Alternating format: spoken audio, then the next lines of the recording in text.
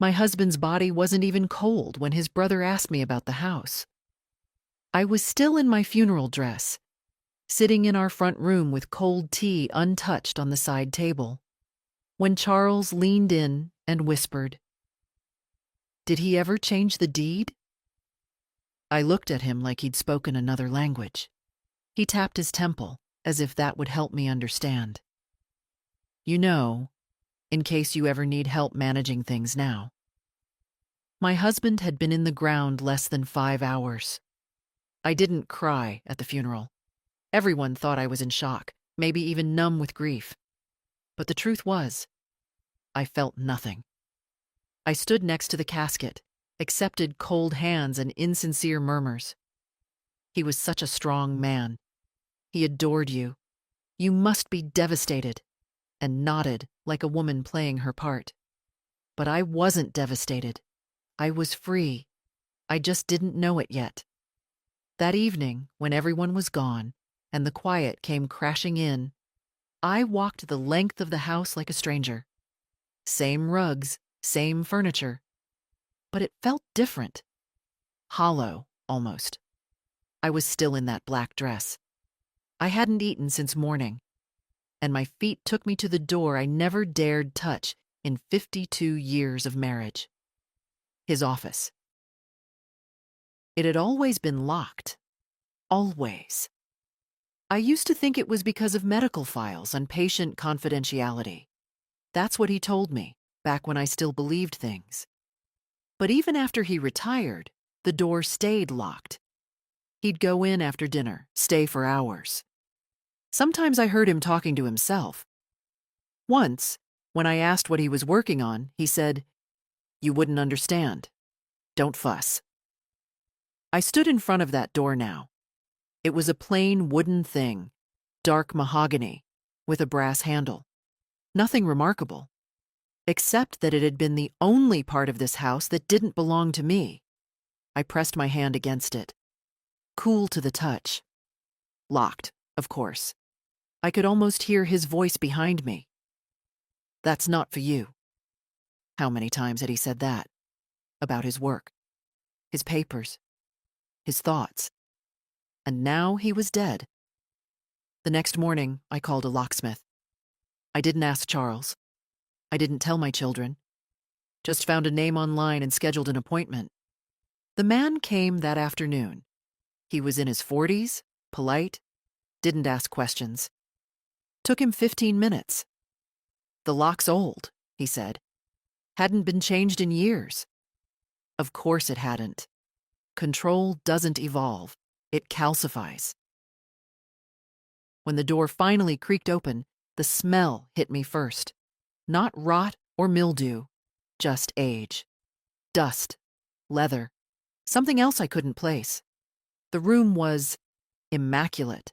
A large oak desk, clean and cleared, bookshelves lining the walls filled with binders and thick legal pads, a single lamp, a leather chair, nothing out of place. Nothing, until you looked closer. He had labeled everything, every shelf, every binder. My name appeared again and again. I didn't go further. Not yet.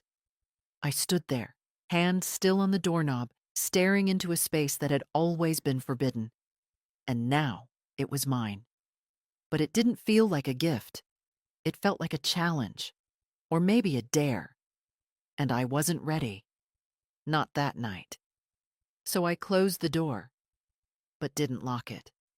I left it slightly ajar, like a wound breathing in the dark.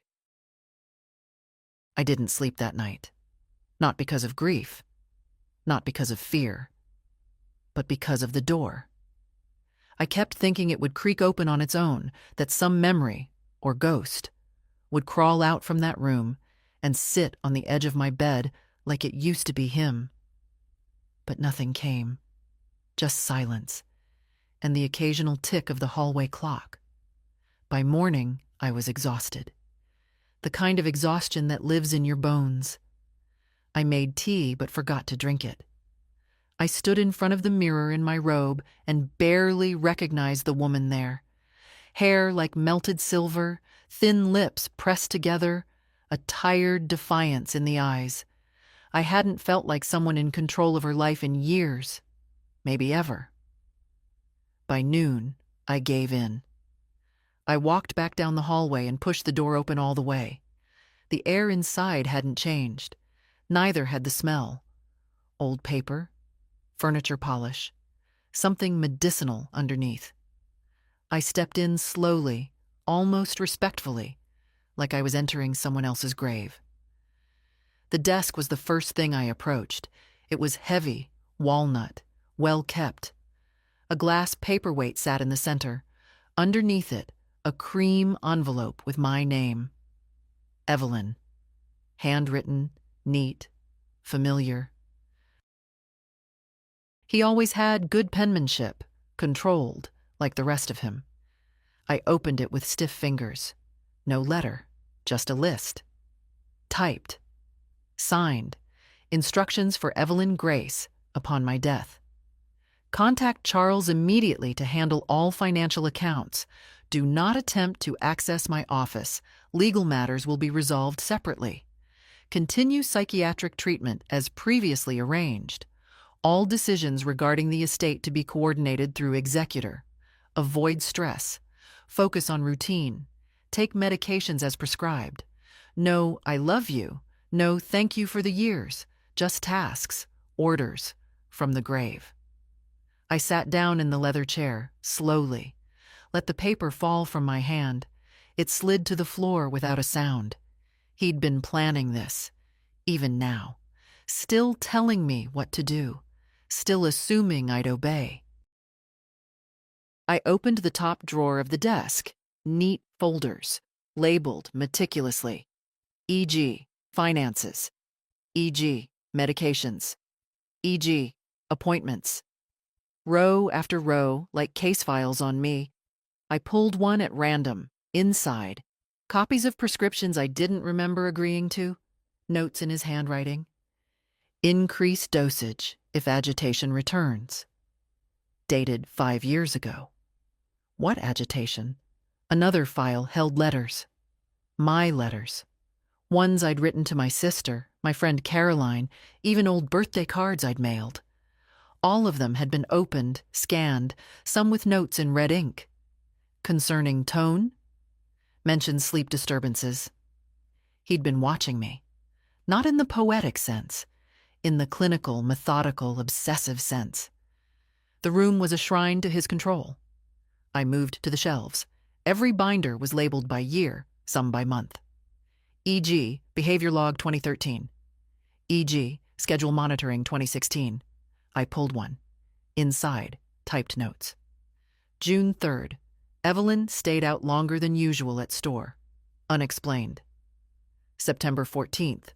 Refused medication. Became verbally resistant. I pressed my hand to my chest. I felt sick. I had lived this life. I remembered the arguments, the sighs. The way he'd tell me to rest, how he'd pour my water, how I was too tired to join the neighbors.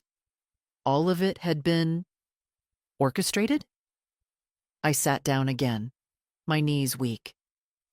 The room swayed slightly. This wasn't a husband's study. It was a case file.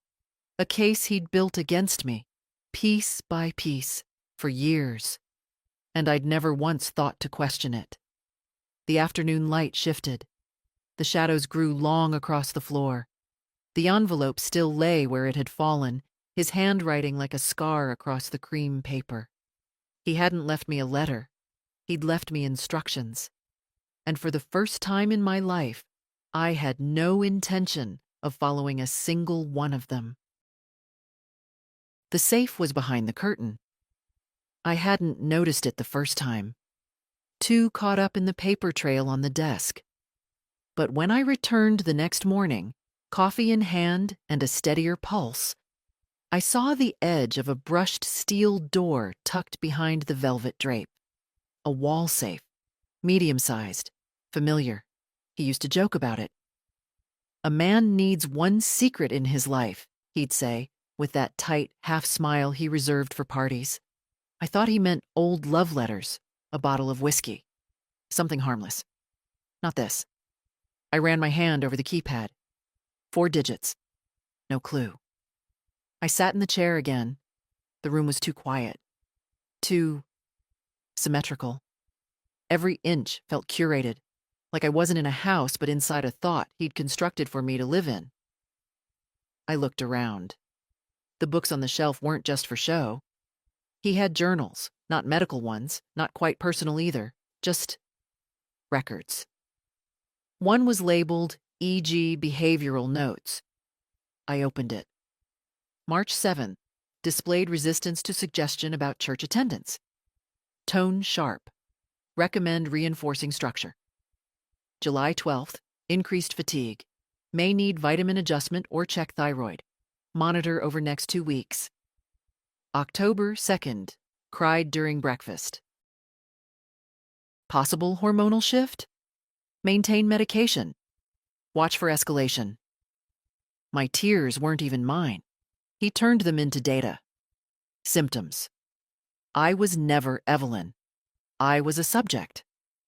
I closed the journal and reached for the drawer again. This time I noticed a leather-bound planner, his handwriting meticulous as ever. On the back page, a list of numbers, pins, account codes, random details. One of them was dated with our wedding anniversary, June 17th. I went back to the safe, entered 0617. A click. The door swung open. I expected documents. Maybe a gun. Something sharp, sinister. But it wasn't that. It was worse. Inside were 3 items. A legal envelope marked Last Will and Testament, Confidential. A yellow folder labeled Declaration of Incapacity, e.g., a locked metal box. My hands shook as I reached for the second. The Declaration of Incapacity was a prepared statement, signed, notarized, backdated 6 months ago, claiming I was cognitively declining, that I needed a legal guardian, that I lacked the ability to manage personal affairs. He was going to have me declared incompetent. There were doctors' signatures, familiar names. One had been at our Christmas dinner last year. My face flushed hot. I tasted metal in my mouth. He was setting it up, piece by piece, to take everything, my choices, my house, even my name. The will would come later. I wasn't ready for that yet. I locked the safe again. Slowly, carefully, memorized the code. Then I stood in the middle of the room, staring at the desk. This wasn't just control. It was a coup. He had spent years building a world where my opinions didn't count, my voice was erratic, my emotions were unreliable, and everyone believed him. Because I was quiet. Because I let him speak for both of us. Because I thought love meant trust, even when the walls began to whisper against me. I walked out of that room, closed the door behind me. Didn't lock it, didn't need to. Because now I knew what was inside. And I wasn't the woman he built the case for anymore. He left me a prison, not a home. That thought stayed with me all morning. I walked from room to room. Same curtains I sewed myself in '83, same chipped mug on the counter he hated, same faded rug from our honeymoon trip to Maine. But it all looked different now. I thought, did anything in this house ever truly belong to me? The safe had shaken me, but the yellow folder, that declaration of incapacity, it made me see everything else in a different light. He hadn't just prepared for his death. He had prepared for my disappearance. Quietly, legally, and long before his heart ever failed. I returned to the office with a purpose. This time, I didn't pause in the doorway. I went straight to the bookshelves, my eyes scanning labels. A thin black binder caught my eye. E.g., Legal Overview. Inside were copies of documents I'd signed over the years, but they weren't what I remembered. There was a power of attorney, signed 6 years ago. I had no memory of it. He'd notarized it through Charles. Of course. There was a trust document I didn't understand fully. Something about restricted access, oversight by a family financial advisor. Again, Charles. And a folder of medical records. Diagnoses I'd never heard of. Mild cognitive decline, anxiety, prescription logs, notes from visits I didn't recall. And I started to wonder, had he ever really let me speak for myself in front of a doctor? He drove me to every appointment. Always stayed in the room, interrupted, answered for me. The doctor would ask how I felt. He'd answer, "She's been confused lately, haven't you, Evie?" And I'd nod, because it was easier, because I didn't want to be difficult, because I didn't know I was being erased. I found one more document, this one unsigned but complete. A petition to transfer the house deed to Charles, under the justification that I could no longer manage property decisions. It was dated for last fall. He'd been about to do it, just hadn't gotten there yet. Suddenly, it made sense. Why he never let me handle bills. Why he'd frown when I asked about the mortgage, or the utilities, or the insurance. Why he always insisted we use his guy for everything. I sat down in the desk chair, felt the leather creak beneath me. The same chair he'd sat in for hours every night, planning my erasure. On the lower shelf, I noticed a single manila envelope. It wasn't labeled. I opened it. Inside were photographs. Not of me, not of us, but of my friends. My sister, Caroline, our neighbor Marta. Photographs taken from afar, through windows, from driveways, with notes in his handwriting beneath each. Caroline, potentially disruptive, reinforces old habits. Marta, gossip risk, avoid weekly coffee. Helen, sister, questioned medication, monitor if continues. I dropped the envelope. He'd been tracking not just me, but anyone who might pull me back into the world. I felt a slow fury rise, cold, dense. A kind of anger I hadn't let myself feel in years, not the dramatic kind, not rage, not screaming, just clarity. This man didn't love me. He managed me. He created a system where everyone, the lawyers, the neighbors, even our family doctor, thought I was fragile, unstable, incapable. And the most damning thing, I helped him. Every time I stayed silent. Every time I said, "Oh, he's just protective." Every time I let him speak for me. Every time I told myself it was just age, just marriage, just a phase. I stood slowly, my knees stiff, and walked to the window. Outside, the same lawn I'd trimmed, the same mailbox I'd painted, the same street I'd waved to neighbors from. But the woman standing behind the glass now, she was different. She knew the truth. And she wasn't going to let it stay buried in a locked room. The will was where the real cruelty lived. I waited 3 days before opening it. 3 days of pacing the house, sorting his clothes, pretending to eat, pretending to sleep. I told myself it didn't matter, that I didn't care what he'd written. But I did. Because everything he'd done so far, every lie, every manipulation, had been perfectly calculated. And this would be his last move. The envelope was thick, stamped with the name of a law firm I didn't recognize. Inside, 20 pages of legal phrasing, cold as glass. At first, I didn't understand much, but then, halfway through, the words began to form a pattern. All liquid assets, property, and investments to remain in trust, managed by Charles Grant, until such time as Evelyn Grace is deemed competent to assume control of her affairs. Competent. That word again. Should Evelyn Grace require assisted living, the estate shall cover her expenses, provided her medical guardian approves of the facility. My hand trembled. In the event of mental or physical decline, her care is to be prioritized over discretionary spending. Unused funds revert to the family trust. Revert, a polite word for taken back. He hadn't left me a thing. Not really. I could live in the house but not own it. Spend, but not decide. Exist, but not act. He'd turned me into a dependent, even in death. For a long time, I just sat there. The will spread open like a map of everything I'd surrendered without knowing. The silence of the house was deafening. Even the tick of the clock felt like an accusation. When I finally moved, I went to the hallway mirror. My reflection stared back at me.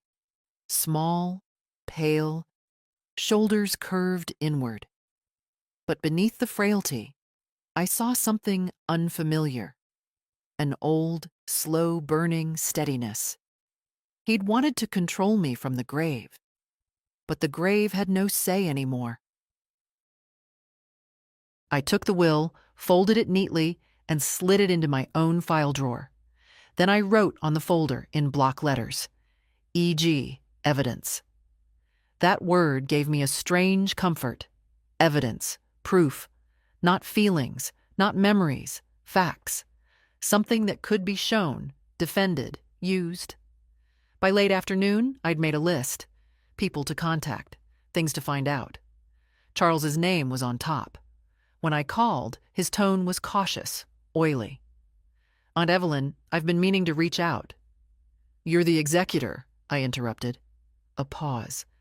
Yes, I've already started the paperwork. Don't you worry. Don't start anything, I said. Not until I've spoken to an attorney. He hesitated, then lowered his voice. Evelyn, your husband's will is very specific. It's for your own protection. We don't want to— Who's we, Charles? Silence. That was all I needed to hear. After I hung up, I sat in the quiet again. But this time, it felt different. Not hollow. Deliberate. Every heartbeat was an instruction. Move. Think. Act. In the drawer beside me, I found my old address book. Dusty, nearly forgotten. Inside, among faded phone numbers, one name stood out. Margaret Hayes, my oldest friend. We hadn't spoken in years. My husband hadn't liked her, said she filled my head with nonsense, which now I realized meant she saw through him. I dialed her number. She answered on the third ring. Evelyn? The same warm, surprised voice. My God, I thought, well, I didn't think you'd ever call. Neither did I said softly. But I've been reading. A pause. Reading what? My husband's mind. Another pause, then a sharp intake of breath. So you finally opened that room? Yes, I whispered. And I'm not finished yet. That night, I didn't close the office door. I let it stay open, spilling lamplight into the hallway like a quiet rebellion. The air didn't feel haunted anymore. It felt mine. The lawyer looked at me like I was someone's confused aunt. He was young, mid-30s maybe. Kind eyes, careful tone, as if afraid I might break into tears or forget where I was. I didn't. I sat across from him in my best navy coat, hair pinned back, papers organized in the folder I labeled E.g. evidence. I handed him the will, then the medical file, then the notarized power of attorney, the trust documents, the fabricated diagnosis. He flipped through them slowly. His eyebrows rose a little, then again. By the third document, his tone shifted. Mrs. Grace, I don't know what to say. Say the truth, I replied. Tell me what he tried to do. He nodded slowly, took a breath. What he did, he said, was attempt to create a legal structure that limited your autonomy without declaring you legally incompetent in court, which means he walked a fine line. He never actually submitted the declaration of incapacity, correct? Not yet, I said. But he planned to. The lawyer, his name was Mr. Rios, leaned back in his chair. He looked thoughtful now, not pitying. Good. The will is structured to trigger those limitations upon death, but everything rests on the assumption that you won't challenge it. He glanced at me, searching. Are you planning to? I didn't come here for comfort, I said quietly. I came for a way out. He smiled, just slightly. Then you've come to the right place. We spent the next hour dissecting the documents, one clause at a time. Mr. Rios explained what the trust did, who controlled it, how to contest it. He told me the will wasn't as airtight as my husband probably thought, not with evidence of manipulation, not with documented patterns of control. I'll need to review everything in detail, he said, but I believe we can challenge this, especially if you can prove he intentionally misled professionals or coerced decisions. I have more, I said.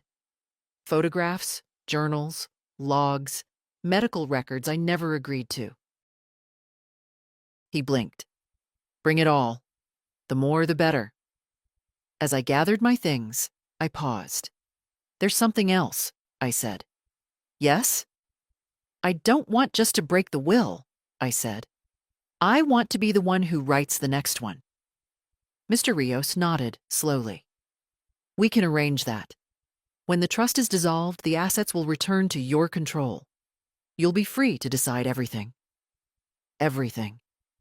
It echoed in my mind like a bell. As I left his office, the autumn wind whipped at my coat. The sky was sharp and clear. Downtown was noisy, but I felt calm, solid. For the first time in decades, I was handling my own life. Not reacting, not apologizing, not waiting for permission. Just acting. At home, I placed the folder carefully in the drawer. Then I went back into the office. The safe sat quietly behind the curtain, as always. I opened it again. This time, I reached for the locked metal box. It was heavier than I remembered. Inside, jewelry, some old letters, a few family heirlooms, and at the bottom, an envelope marked with my full name. When I opened it, I expected another list. But it wasn't. It was a check, blank, signed, with the full balance of our joint account. And a single sentence written on the card paper beneath it, in case you ever found the door. I stared at it for a long time. So he knew. He knew I'd find it one day. Maybe not soon. Maybe not ever. But some part of him, the part buried deep beneath the cold, must have known I wasn't going to stay caged forever. I folded the check, put it back in the box, and closed it gently. Not because I forgave him, but because I didn't need his permission anymore. The call from Charles came while I was making soup. I let it ring once, twice, then picked it up, wiping my hands on a towel. He didn't waste time. Aunt Evelyn, he said. Too warm, too smooth. I was surprised to hear from the attorney this morning. You didn't tell me you'd retained counsel. I stirred the pot. You didn't tell me you planned to run my estate. A pause. Your husband trusted me. He named me executor for a reason.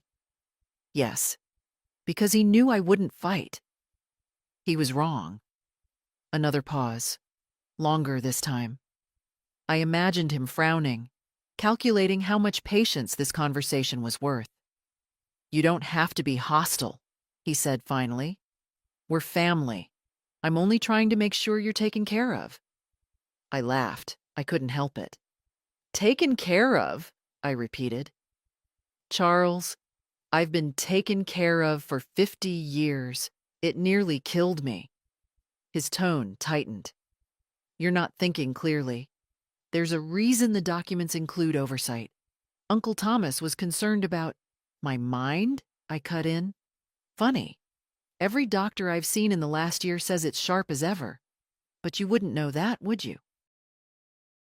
Since none of those records are in your files. I heard him inhale, frustrated. Then a shift. Look, he said, switching to sympathy, the condescending kind.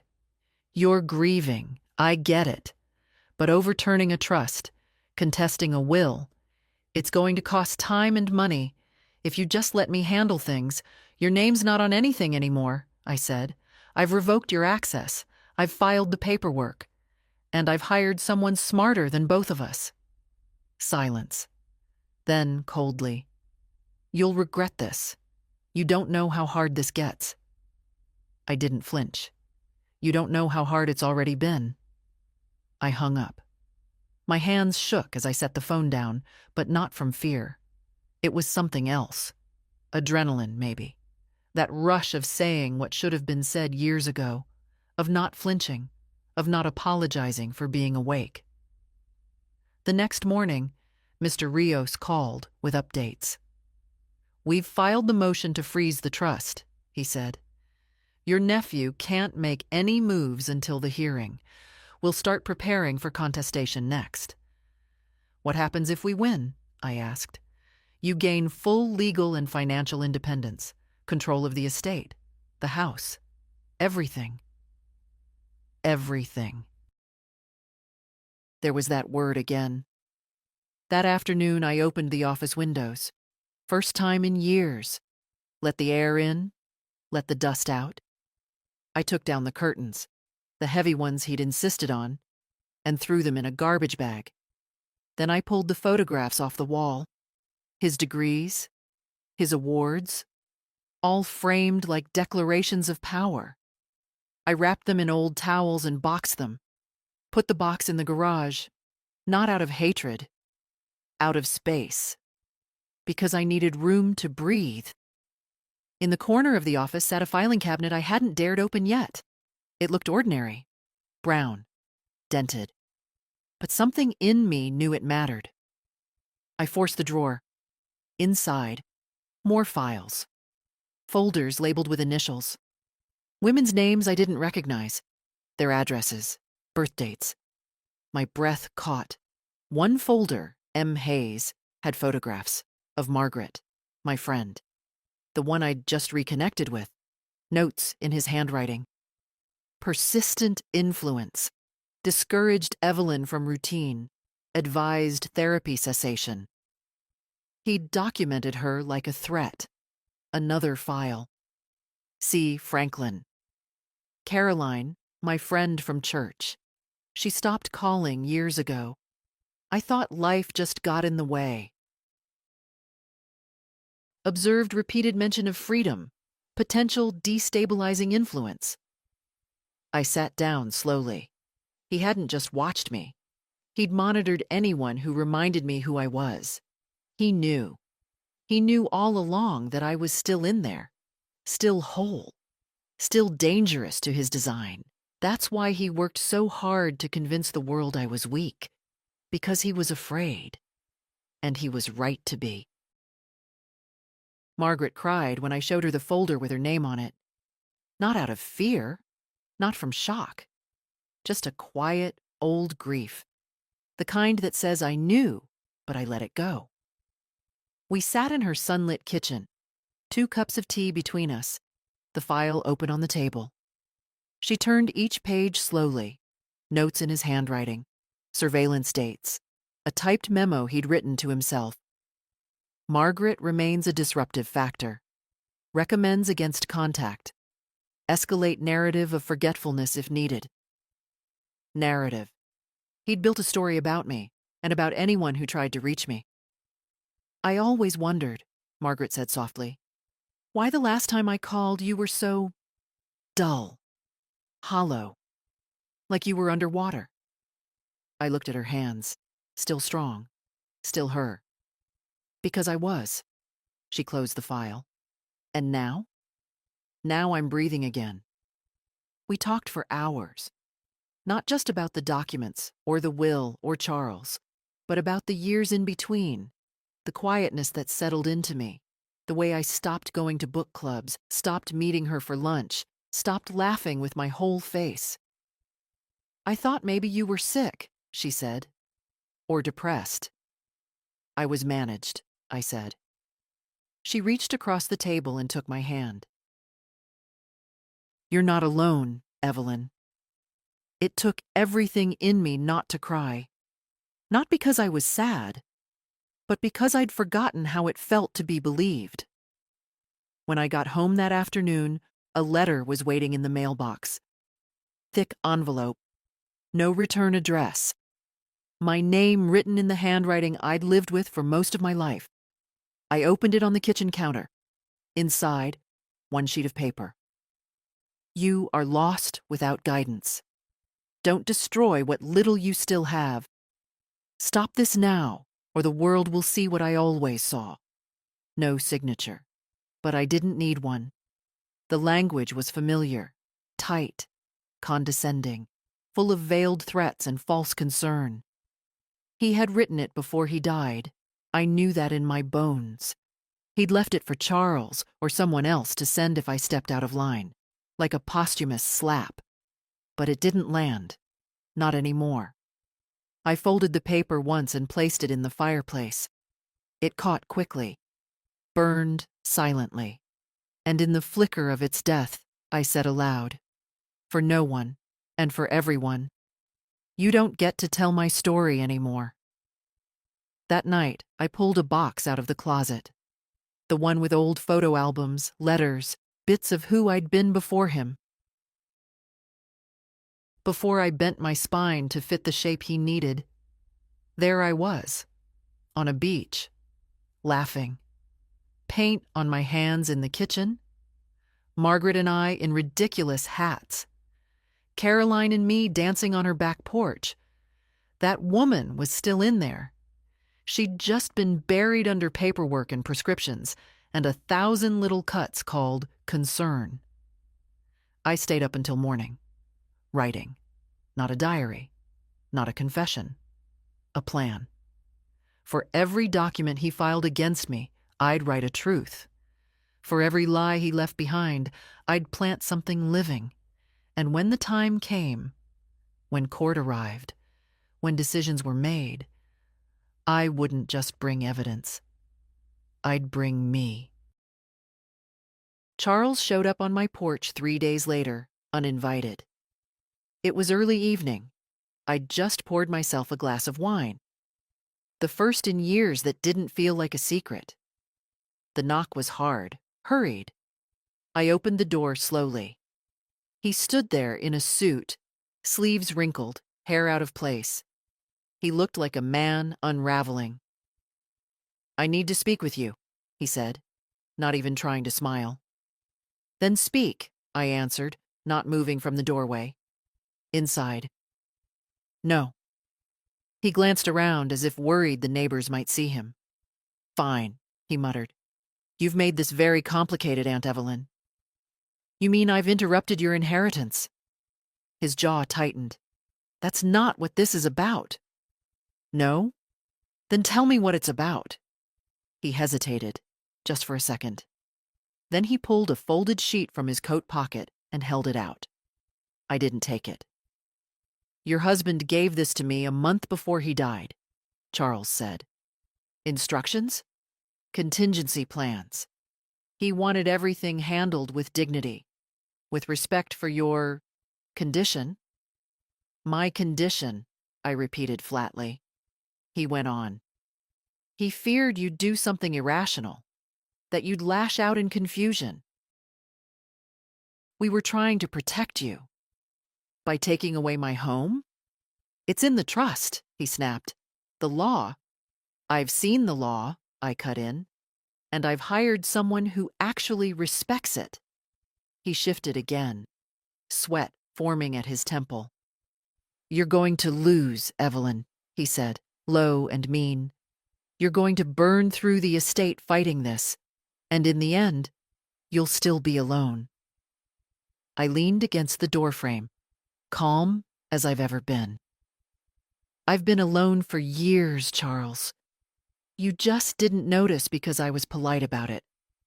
He opened his mouth, then closed it. That was always the problem with men like him. They only understood power when it looked like theirs. I smiled. You can leave now. He didn't move. Or I can call the lawyer and tell him you're harassing me on my own property. That got him. He turned, muttering something under his breath, and stalked down the porch steps. His car, sleek and black, peeled away a little too fast. I stood in the doorway until the taillights disappeared. Then I closed the door. Not gently. That night, I added another page to my file. A summary of the visit, word for word. I knew how these men operated. They'd call it concern. They'd say I was escalating. They'd try to reframe my resistance as instability. But I was building my own record now. The next morning, I met with Mr. Rios again. We went over every clause in the trust, every inconsistency in the medical reports, every witness statement I'd begun collecting. From Margaret, from Caroline, even from the pharmacist who remembered my husband picking up prescriptions under his name, not mine. You're doing better than most, Mr. Rios said, smiling. Most people don't have the clarity you do. I wasn't allowed to have clarity, I said. That was the whole point. He nodded. As I left his office, I passed a mirror in the hallway, caught a glimpse of myself. Hair a little windblown, cheeks pink from walking, shoulders straight. I looked real, not invisible, not someone's wife, not a fading memory in a file. Just a woman with fire in her chest and a name she wasn't letting anyone rewrite. I used to think silence was safe. Now I know. It's where people disappear. Not all at once. Not with a bang. But slowly. So gently. They don't even notice they're gone. I'd been disappearing for years. One prescription at a time. One canceled lunch. One condescending comment. You don't need to worry about that, sweetheart. I'll handle it. You rest. No need to overthink. Like I was a flickering light someone was quietly unscrewing, until I wasn't shining at all. But 10 days after Charles stood on my porch, trying to scare me into compliance, I stood in a notary's office and signed my own name, clearly, steadily, on a power of attorney revocation form. The woman behind the counter looked up. She must have been my granddaughter's age, 22, maybe 25. But she looked at me like I was something rare. Mrs. Grace, she said, if more people came in like you. I didn't ask her to finish. I walked out of that building taller than I'd walked in. The next task on my list was harder, personal. I took the bus, not because I had to, but because I hadn't done it in years. I needed the reminder of who I used to be. The one who knew how to navigate life without asking for help or permission or forgiveness. I rode into the city and climbed 3 flights of stairs in an old building that smelled like coffee and mildew and old linoleum. Caroline answered her door barefoot, holding a dish towel. Her eyes widened when she saw me. Evie? That name. I hadn't heard it in a decade. Are you going to let me in? I said gently. Or are we going to pretend the last 10 years didn't happen? She let me in. No questions. The apartment was warm. Light through the kitchen window hit her counter like honey. I sat on a wooden stool while she poured 2 cups of coffee. We didn't talk about the lost years right away. We talked about her dog, the neighbor's new boyfriend, the fact that my hair looked better short. You should have done that years ago, she said, smirking. Then I told her everything. The room went quiet. She didn't interrupt, just held her cup in both hands, still as stone. When I finished, she blinked. Evelyn, she said, I had no idea. I know. I thought you just faded. I did, I said. He made sure of it. She set her coffee down and reached across the table. I'm so goddamn sorry. We stayed that way, hand over hand, for a long time. Then she said something I hadn't expected. I want to write a statement about what he said to me the last time we spoke. You remember that? I never forgot. That evening, she emailed it to me. A short, clear paragraph describing how my husband had called her once, back when we still saw each other regularly, told her that I was under a lot of stress, that I struggled with memory, that I often misunderstood things, and that he was doing his best to protect me, that she should back off, for my safety. And so she did, because she trusted him, because she didn't want to make things worse, because she thought maybe he was telling the truth. I read it 4 times, then printed it, filed it under supporting evidence, character defamation. I sent a copy to Mr. Rios. He called within the hour. This is excellent, he said. This shows intent, shows a pattern. If we get 2 more like this, I think the judge will have no choice but to at least partially dissolve the trust. But I don't want part, I said. I want the whole damn thing burned. He didn't laugh, neither did I. That night, I pulled a box out of the closet I hadn't touched since 1998. Inside were letters, real ones, ink, envelopes, stamps, letters I'd written to myself once a year, every New Year's Eve, back when I still believed in becoming someone better. I opened the last one. It said, I hope you haven't forgotten what it felt like to laugh with your mouth open. I hope you're still reading, still walking fast, still making lists, still refusing to apologize for your voice, still alive in the ways that matter. I held that paper to my chest. No tears came, only heat, only something I hadn't felt in years, a sense of return. She found the papers under a stack of magazines, not because she was snooping, but because she was bored. My granddaughter Nora had been staying the weekend, and after an hour of my home-baked scones and a walk around the garden, she started poking through my old photo albums and dusty bookshelves as only a 17-year-old can, curious without fear. Grandma, she called from the study. Who's C. Franklin? I was in the kitchen, rinsing teacups. I froze. Where did you see that name? I asked, calmly, too calmly. There's a file, she said, with lots of papers in your handwriting and some in someone else's. It says things like monitor conversation, and it has a photo. A woman in a blue scarf? Caroline. I dried my hands and walked slowly toward her. She was sitting cross-legged on the floor, the file opened on the rug, one page in her hand. She looked up at me, and for a second, just a second, I saw the same look in her eyes I used to see in the mirror.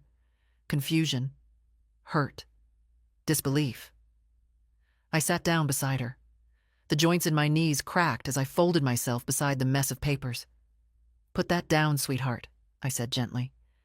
I'll tell you everything. She did, and I did. For the first time, out loud, without tidying the story to make it less shameful, without excusing him, without softening the edges. I told her about the office, the safe, the fake diagnosis, the friends he tried to cut off, the money he kept from me, the documents that said I was incompetent, the visits I wasn't allowed to make, the questions I was trained not to ask. She listened, silent, wide-eyed. Why would he do that? She whispered. Because he needed me to be smaller than him, I said. And when I wasn't, he found ways to make it look like I was. Nora nodded slowly. That's abuse. I blinked. The word landed like a gavel. Yes, I said finally. It is. She gathered the papers and placed them gently back in the folder. Then she looked me in the eye.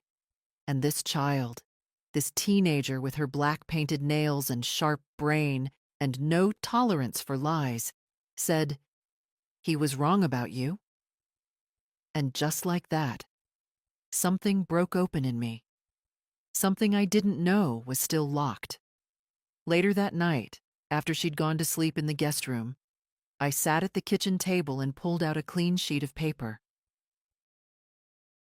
At the top, I wrote, "Testimony, Nora Grace. Witness to documents and emotional impact." I described the moment, her reaction, her words, not because I needed more evidence for court, though Mr. Rios would be pleased, but because it mattered. It mattered that someone young, someone untouched by the narrative my husband had spun, saw me clearly, without filters, without history clouding her eyes. It meant the truth wasn't just mine anymore. The next morning, Nora left early for a school project. But before she did, she hugged me tighter than usual. "Don't let them win, Grandma," she said. I smiled. I don't plan to. When she was gone, I stood in the study and looked around. For decades, this room had been his thoughts, his secrets, his power. Now, it was where my granddaughter called out the word abuse like a lit match in a dark room. Now, it was mine. I sat at the desk, opened the laptop, one he never used, and created a new folder. I named it Restoration, and I began uploading every file, every photograph, every note. I wasn't just preparing for court anymore. I was preparing to rebuild. On my terms. The new lawyer didn't speak right away. She sat behind a wide oak desk, glasses perched low, gray hair twisted into a bun that looked like it had never once come undone. Her name was Judith Bell. Mr. Rios had recommended her. If you want someone who's calm in a courtroom and deadly in paperwork, she's your woman. She flipped slowly through my folder, page after page, one long painted fingernail tapping the table with each turn. I sat across from her, spine straight, not a drop of fear in me, only waiting. Finally, she looked up. "This isn't just a trust dispute," she said. "This is a full-scale reputational erasure." I nodded. She tapped a paragraph on the will. "He structured it so you'd be paid for obedience, not partnership." He always did. Did anyone ever try to intervene? I smiled faintly. They didn't know they had to. Judith nodded. That's the cruelty of it. People see bruises, they act. But you hide someone's mind, and no one notices. Not right away. She closed the folder. You've built a solid base. Affidavits, logs, misdiagnoses, irregular power of attorney. But there's one more thing that could tip this. Proof of intent. A document or message where he clearly indicates he meant to control you, not help. I have something, I said quietly. I reached into my purse and pulled out the letter, the one Charles had delivered posthumously, the one that said, "Stop this now, or the world will see what I always saw."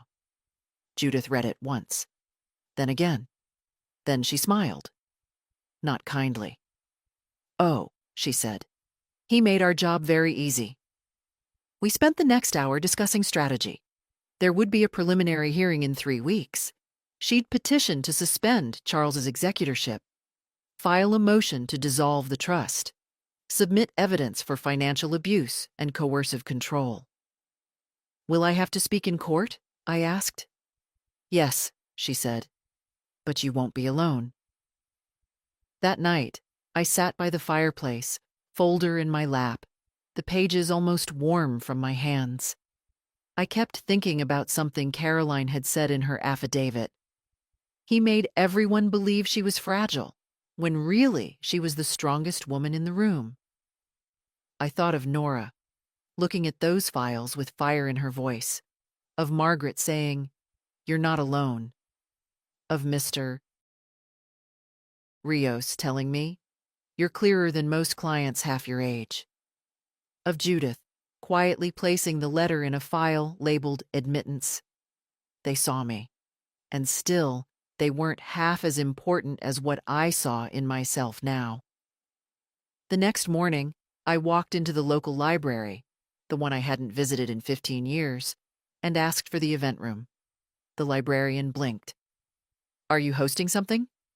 "Yes," I said. "A workshop." She tilted her head. "On what?" I smiled. "Estate clarity and mental manipulation in long marriages." She blinked again. "You mean like financial abuse?" "Yes," I said. "But polite, institutional, the kind no one talks about until it's too late." She stared, then nodded. "We've never had that before." "I'm not surprised." I paid the deposit, reserved a date, and left with a stack of flyers under my arm. On the way out, I saw my reflection in the glass of the exit door. Same silver hair, same lined eyes. But something else now, too. A woman who'd been pushed into silence for half a century and chose to speak anyway. A woman who'd stopped waiting to be heard. A woman who didn't need revenge to feel powerful. She just needed her name back. He showed up with a folder, pressed slacks, polished shoes, and a forced calm that reeked of panic. Charles stood on my doorstep again, this time holding a manila file like it was a shield. He didn't ask to come in. He knew I wouldn't let him. "I spoke to your lawyer," he said. "This is getting out of hand." I crossed my arms. "Out of your hands, you mean?" He flinched at that, just barely. "I came to offer a resolution," he said, voice clipped. "A way to avoid court. You don't need that kind of stress, Evelyn." There it was again. The tone, the performance of concern, the subtle suggestion that I couldn't possibly handle what I had already lived through. "I'm fine," I said. "You, on the other hand, look tired." He didn't smile. "I've spoken to the family," he said, adjusting the file in his hands. "If you'll sign a partial concession, relinquish the inheritance claim but keep the house, we'll drop the trust oversight. Let you live comfortably. No court, no headlines. Everyone wins." I stepped out onto the porch and closed the door behind me. "You think this is about money?" He hesitated. "Isn't it?" "No," I said flatly. "It's about my name. And the fact that no one, not you, not your uncle, not anyone, gets to erase it." Charles held out the folder. "Please, Evelyn, this is the right way." I didn't take it. "The right way?" I echoed. "He spent years planning to make me disappear. You were going to carry it out, and now you want me to nod along for convenience.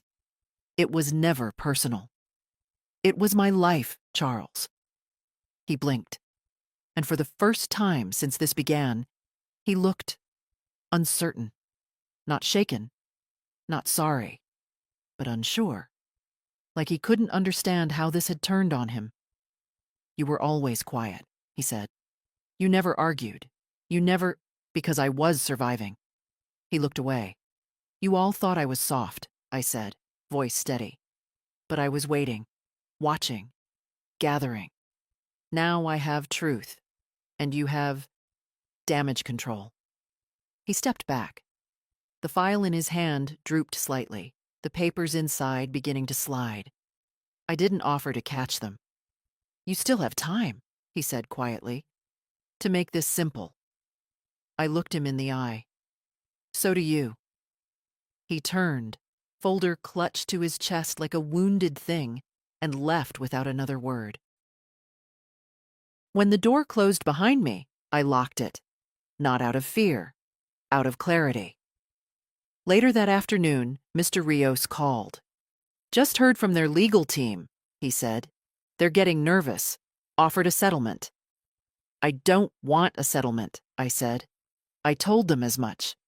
He paused, then added, "You're making waves." "I'm making records," I corrected. The next morning, I stood in front of a group of 8 women at the library. 3 widows, 2 divorcees, 1 social worker, 1 daughter, and 1 woman who simply said, "I don't know why I came, but I think I was supposed to." I held up a photo of the will, the forged diagnosis, the power of attorney he'd filed without my knowledge.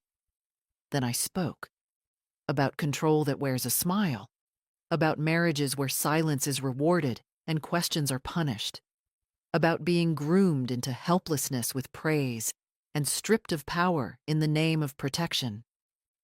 Every face in the room nodded. Some cried. One woman whispered, "He does that too." When I finished, I said, "If you feel like something is being done to you instead of with you, stop, ask, push, document. Because the paper trail they leave can be the rope you climb out on." The room was quiet. Then one woman clapped. Then another. It wasn't applause like a performance. It was recognition. Afterward, 2 women stayed behind. "I want to talk to your lawyer," one said. The other looked at me with soft eyes and said, "How did you stay so calm through it all?" I smiled. "I didn't," I said. "But I didn't let that stop me either." That night, I sat at my kitchen table and lit a single candle. Not for mourning, for illumination, because I wasn't fighting a man anymore. I was fighting a story, and I was finally writing my own. The court date came with rain, not a storm, nothing dramatic, just a soft, steady drizzle, like the sky was washing off something old. I wore navy, not black. Black would have made it about him. Navy was for strength. Quiet, solid, undeniable. I pinned my hair up myself. No fuss, no trembling hands. Judith met me outside the courthouse. She didn't say much, just nodded once. Inside, the room was small, tidy, fluorescent lights, brown carpet, a clock that ticked a little too loudly. Charles sat at the other table with his lawyer, a tall man with slick hair and the kind of voice that oiled its way through arguments. They didn't look at me, didn't smile, just whispered behind their papers like boys who'd been caught cheating. The judge, a woman in her 60s, called us to order. The hearing wasn't a trial, just the first step. Petition to dissolve the trust, revoke the executor's rights, and return full authority to me. Judith stood first. Her voice didn't rise. It didn't need to. She laid out the facts like bricks: forged perception of mental incompetence, manipulative legal documents, absence of a formal medical diagnosis, and intentional control of assets to limit autonomy. Then she presented the evidence, my notes, the files, the declaration of incapacity with its convenient backdate, the medication records, Caroline's affidavit, Nora's observation, the letter he left. "Stop this now, or the world will see what I always saw." Judith read that last line aloud. The room fell into a long, frozen pause. Then it was their turn. Charles's lawyer stood. He used words like confused, fragile, protective intentions, family discretion. He didn't look at me once, because if he had, he would have seen the truth. I was none of those things. When he was done, the judge looked at me. "Mrs. Grace," she said, "do you wish to make a statement?" I stood. No notes, just my voice. I was married to a man who believed love meant control, that if he dressed it up as care, no one would notice the leash.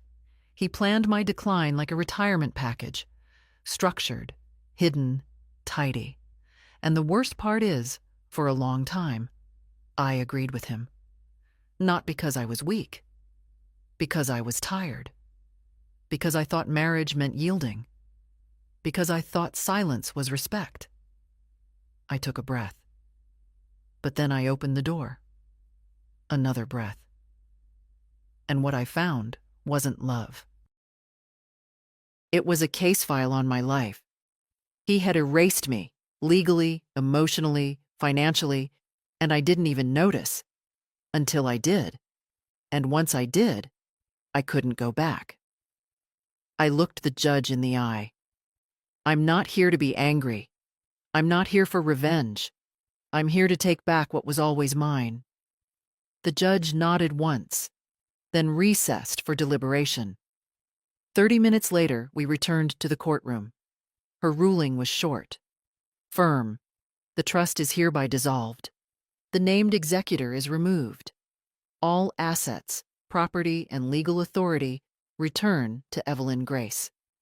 Charles didn't move, not even when the gavel fell. Judith touched my arm gently. It's done, she said. But it wasn't the gavel or her words that made it real. It was the way I exhaled, like I hadn't breathed in years. Outside, the rain had stopped. The pavement shimmered. I stood at the top of the courthouse steps, bag in hand, no one beside me, and I wasn't lonely. I was whole. I walked down those steps without looking back, because when you leave a cage, you don't stop to memorize the bars. I didn't throw anything out right away. It's tempting, after a victory, to start purging. Clothes, photos, papers, anything that smells like the past. But I knew better. Victory isn't the same as healing. Healing comes slow, quiet. It doesn't march. It lingers. So the house stayed the same for a few days. The same furniture he picked, the same layout, the same heavy curtains in the living room, drawn for energy efficiency, but really just to keep the world out. But then one morning, I opened all the windows. Every single one. I let the air move through like a tide. I watched the curtains sway. I didn't touch a thing, just let the breeze remind the walls what it felt like to be alive. Then I opened the drawer in his office and pulled out the envelope I'd been avoiding. To Evelyn, if she ever finds this. I read it again, slowly. You're not well, Evie. You haven't been for a long time. You don't see what I see. You twist things, forget things, and I knew one day you'd come for what's mine. So I set this up, because you weren't safe anymore. Not to yourself. I did this to protect you. I hope you understand. It wasn't an apology. It wasn't even cruel. That's what made it worse. It was a man justifying himself in the language of care. A man so convinced of his rightness, he wrote this letter assuming I'd read it in shame. I folded it once, slid it back into the envelope, wrote across the front in black ink. This was never love. Then I sealed it. Not to keep, to bury. That afternoon, I drove to a quiet park just outside town. There's a walking trail there, mostly flat, with old trees and a creek that hums. I used to walk it before he started calling my outings overexerting. I walked it again, letter in hand. At the halfway mark, there's a bench under a crooked oak. I sat there, alone, and read the letter one last time. Then I tore it in half, then again, and again, until the wind carried the pieces out of my lap and into the trees. And just like that, I let it go. Not the memory, not the pain, but the power it had over me. When I got home, I did start throwing things out, not out of spite, out of space. The curtains, the folders. His collection of trophies from medical conferences I was never invited to attend. The recliner he never let me sit in. The file labels with my name like a patient ID. Gone. I kept the records, though, the evidence, neatly boxed. Not as a monument, but as a marker. A reminder of what vigilance looks like. A few weeks later, the workshop at the library doubled in size. Women brought friends, daughters, neighbors. One even brought her husband, said she wanted him to hear what silence sounds like. Judith came to one. She sat in the back, taking notes. "I want to start a resource center," I told her after, "for women who feel something's off but don't know what. A place to ask questions before it's too late." She nodded. "You'd be good at that." "I already am," I said. And I believed it. Nora visits every other weekend now. We cook, we laugh, we talk about college. She asked me once, "Grandma, do you think he ever really loved you?" I didn't answer right away. Because the truth is, I don't know. Maybe he loved the version of me he created. The soft one, the quiet one, the one who didn't ask why. But me? Evelyn Grace? No. I don't think he ever saw her at all. And that used to break my heart. Now, it breaks his legacy. Because I didn't just survive him, I exposed him. Quietly. Completely.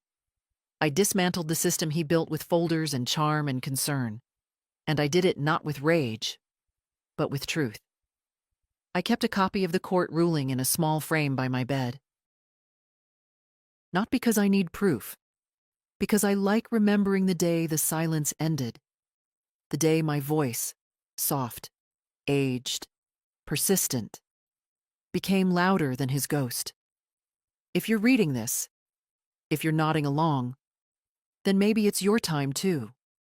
Time to open the locked room. Time to read the papers. Time to tell the truth. Don't wait for someone to rescue you. They will call you angry. They will call you difficult.